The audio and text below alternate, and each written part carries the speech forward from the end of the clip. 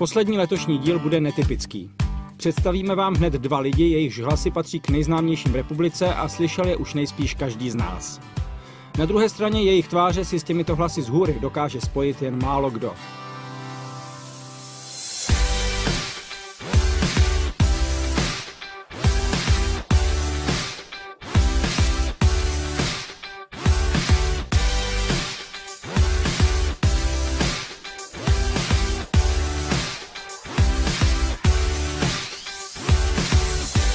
Světlana Lavičková se k načítání stanic pro pražské metro dostala jako mladička začínající hlasatelka tehdy Československého rozhlasu. Nová trasa A pražského metra se otevírala v roce 78 a Světlana už tehdy byla u toho. Přišel za mnou tam jeden šéf techniky a říká, hele, jsou tady takový pánové, pojď, něco zkusíš načíst, tady zkoušíme kde koho. A tak já jsem koukala a říkám, a hele, Staroměstská konečná stanice. No a načetla jsem pár těch stanic, jen tak, aby se neřeklo. A šla jsem zase dál načítat ty svoje dojnice a tím to skončilo. Jenomže za nějaký čas se ozval telefon a pozvali mě do studia, to je velký slovo, ale dejme tomu, říkalo se tomu Studio na Kačerov a tam jsme natočili trasu A a se slavnostním zahájením trasy A hned také vyjela moje nahrávka. Je to už 630 let a ve vagónech linky A jste za tu dobu nikdy nemohli slyšet jiný hlas než právě její. Je nejdéle nepřetržitě sloužícím hlasem pražského metra. Ukončíte prosím výstup a nástup, dveře se zavírají.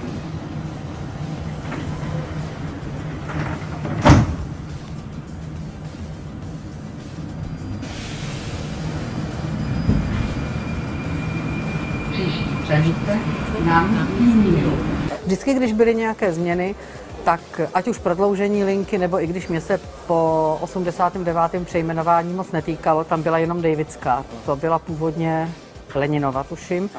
A to se přemlouvalo, ale vždycky se to přemlouvá celý. Ani teď, kdy se budou otevírat nové stanice, nemůže u toho Světlana chybět. A upozorňuje na jedno pikantní spojení, které teď budou cestující slýchat. To je naprosto strašný, že nemocnice Motol, konečná stanice, prosíme, vystupte. To řekněte nějak.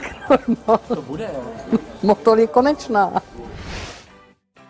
Herec Václav Knop namlouvá hlášení pro česká nádraží asi 20 let. Tehdy si jeho kamarád založil zvukovou firmu, která začala automatizovaná nádražní hlášení vyrábět. No a oni scháněli někoho, kdo by to mohl dělat. A sehnali nějakého baritona a zkoušeli to a když to dali na to nádraží, tak tam to hrozně dunělo, ten bariton. Tak oni řekli, ne, musíme tenor. No a ten Pavel si vzpomněl, říkal, hej, já mám kamaráda herce tady v Praze a tak mě zavolali, vyzkoušeli, zjistili, že to jde. Žádáme cestující, aby při pohybu v kolejišti dbali své osobní bezpečnosti. Vážení cestující, osobní vlak číslo 3132 společností České dráhy linky S6 ze směru Ostrava hlavní nádraží přijede na koleji číslo 2 od staniční budovy. Stejně jako Světlana Lavičková i Václav Knop má hlášení pouze jako vedlejšák. Dál hraje, režíruje, vydává CDčka s mluveným slovem a věnuje se dabingu. Teď zrovna nejraději namlouvá rakouského herce Christopha Waltze, známého hlavně z Tarantinových filmů Hanebný pancharti a Nespoutaný Django. Jmenuji se doktor King Schultz. Stejně jako vy, náčelníku, jsem ve službách soudu. Ten muž, jenž tu leží mrtvý, kterého se dobří lidé z Dotry rozhodli zvolit svým šerifem a který si říkal Bill Sharp, je ve skutečnosti hledaný psanec jménem Willard Peck. A na jeho hlavu je vypsaná odměna $200. Těch $200 je za mrtvého či živého. Jinými slovy, náčelníku, mám u vás $200. To je herec, se kterým jsem dokonce hrál i ve filmu. Oni tady Němci, pač on je původně Rakušák, točili film na Ořechu, nahoře, a já jsem tam měl poměrně velkou roli a on tam taky hrál, takže jsme se tam potkali. No jo, ale to byl ještě mladý kluk. To ještě nevěděl, že skončí v Hollywoodu. No a já jsem nevěděl, že skončím na nádraží. S dabingem má Václav Knop spojenou i jednu zábavnou historku. Dabovali jsme nějaký film, zase jsem tam hrál nějakého padoucha a ono se to celé točilo v Praze.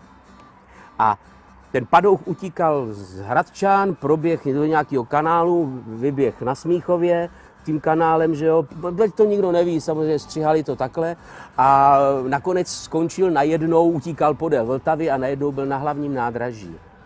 A teď tam měl něco říkat a oni zezadu samozřejmě použili ty Američani ten background toho hlavního nádraží a tam zcela zřetelně bylo slyšet můj hlas. Takže ten mistr zvuku to zastavil a říkal, že co budeme dělat? To nejde. To vypadá, jako když on tam doběh a šel hlásit.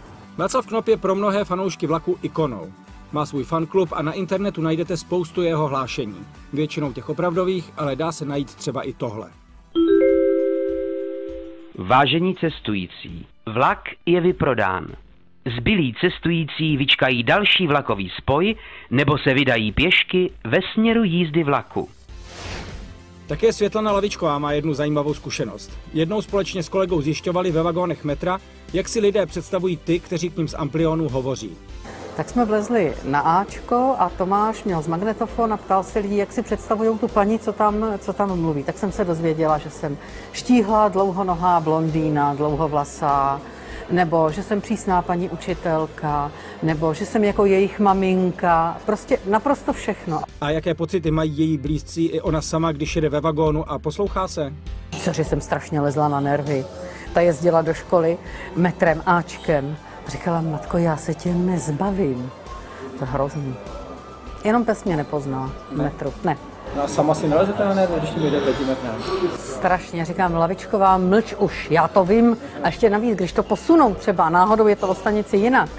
Já se strašně nadávám. Hrozně. Pak říkám, a nemůžeš mluvit víc nahlas? A musíš být na ty lidi tak naštvaná, to nejde. Ale takhle to chtěli. Zbývá poslední otázka. Nemají oba strach, že přijdou mladší, kteří je nahradí? Zdá se, že ne.